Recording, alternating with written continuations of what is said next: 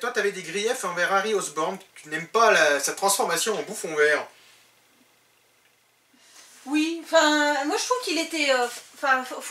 malheureusement, je vais comparer avec ce qu'avait fait Sam Raimi, Ah bah, mais tu peux. c'est vrai que moi j'ai été assez désappointée parce que je trouve que l'acteur, bah, c'est comme James Franco, quoi. James Franco. William Dafoe. William Dafoe. Ne parlons pas de James Franco, non, le bouffon vert junior, non. Il était plus travaillé, plus facilement travaillé, et pourtant on a droit à deux acteurs quand même qui sont, moi je trouve qu'ils ont la tête de l'emploi. Bon, il y en a un, c'est le père, l'autre c'est directement le fils. Mais c'est sûr que moi c'est vraiment ce que je retiens du film, d'ailleurs, c'est les scènes avec le bouffon vert, bah, Harry Osborn. Harry Osborn, tant qu'il est Harry. Après la transformation en bouffon vert, mais je me suis dit, mais où ça va? Mais alors le pire, c'est qu'on voit le bouffon vert concrètement se battre 5 minutes avec Spider-Man, simplement pour obtenir la mort de Gwen. Exactement comme Venom dans Spider-Man 3, et pour Spider-Man 3, les gens ils ont crié en disant qu'on voyait Venom qu'un quart d'heure. Mais le bouffon vert, on le voit que 5 minutes. Alors que Harry est quand même, au départ, est bien interprété, bien joué, fallait un personnage. Là aussi, le design du bouffon vert, les gens ont tiré à boulet rouge sur le design du bouffon vert de Sam Raimi, disant oh, c'est un costume de Power Ranger. Et vous avez vu le look qu'a le bouffon vert dans la version Amazing? C'est pour mieux. Hein. Bah, l'armure est grosso modo similaire à celle qu'avait fait Sam Raimi, le planeur, bon, un petit peu différent. Et c'est quoi ce visage, quoi, de maquillage? Alors, oui, ça va avec sa maladie, il est en décrépitude, ok. Mais il ressemble pas à un bouffon, enfin un gobelin, parce que c'est Green Goblin en VO. Un masque en latex, les mecs, un masque en latex. Vous faites des films avec des mecs en collant et avec des masques en latex. Je suis désolé de le dire, mais n'allez pas me dire que c'est pas possible de faire un bouffon vert avec un masque en latex. Ne même pas dire que c'est pas possible. Regardez ce qu'a fait Peter Jackson dans Le Seigneur des Anneaux. Voilà. Moi je suis désolé. Mais c'est dommage parce que moi je trouve que c'est même ce que je pardonnerais pas au film, c'est qu'on avait le début d'une écriture intéressante vis-à-vis d'Harry et j'aurais préféré qu'il ne vienne le bouffon vert que dans le 3. Voire dans le 3 ouais, ou voilà. Sinon qu'on ait une histoire centrée sur la relation entre Peter et Harry parce que c'est une relation qui est intéressante. Parce que ils se connaissent depuis longtemps. Harry a aidé Peter au moment où il a perdu ses propres parents. Donc là, il revient, donc c'est le retour finalement d'une dette de la part de Peter. Et là, on se dit, ça aurait pu vraiment aller sur quelque chose d'une lutte fratricide. Et là, franchement, c'est... Au bout d'un moment, je suis assez déçue parce que finalement, il se transforme simplement parce qu'il ne veut pas mourir, hein, on peut comprendre. Il devient un monstre et là, on a droit, après la disparition d'Electro, on a le droit à une bagarre, simplement pour reproduire une scène mythique du comics book qui est la mort de Gwen Stacy. Et moi, je trouve que c'est quand même...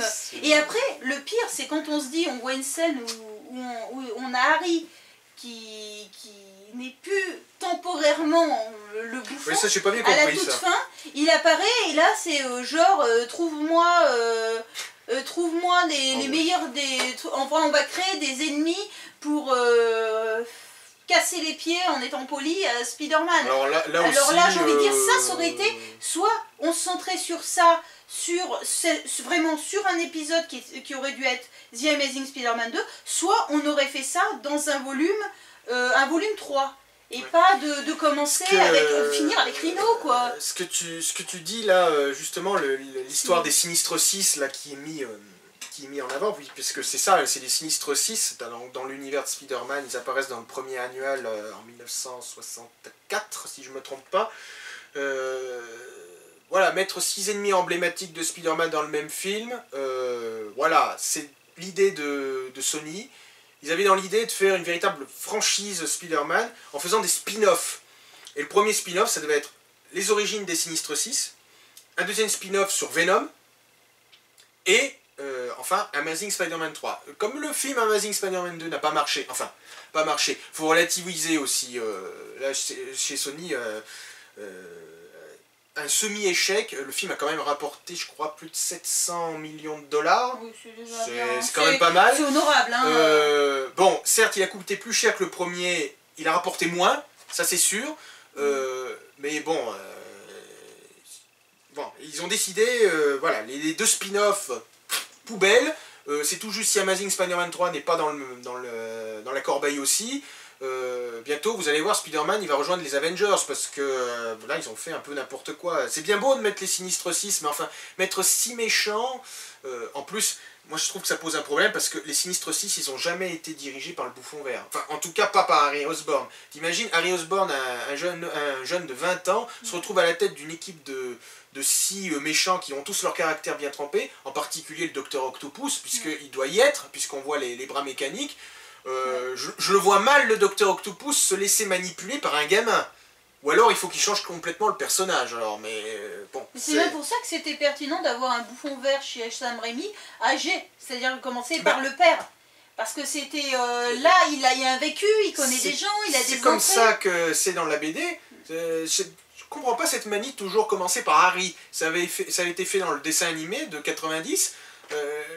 Là aussi, on commence par Harry, on supprime le père, enfin, si tant est qu'il soit vraiment mort, parce que dans les Marvel, les méchants ont tendance à ressusciter, mais enfin... Bon. Non, mais ça me paraît... Enfin, je vais défendre un petit peu l'idée aussi de se dire pourquoi on a un personnage jeune, parce que, enfin, moi, c'est comme ça que je perçois la nouvelle... saga, on va dire, The Amazing Spider-Man, parce que pour l'instant on n'a pas de numéro 3, ouais, c'est cette jeunesse. On a une volonté de donner quelque chose de beaucoup plus jeune. C'était ce qui était dénigré chez la version de Sam Raimi, parce qu'on avait des personnages beaucoup plus âgés, que là on nous donne un gringalet, déjà, qui est pas super costaud à la... Un geek.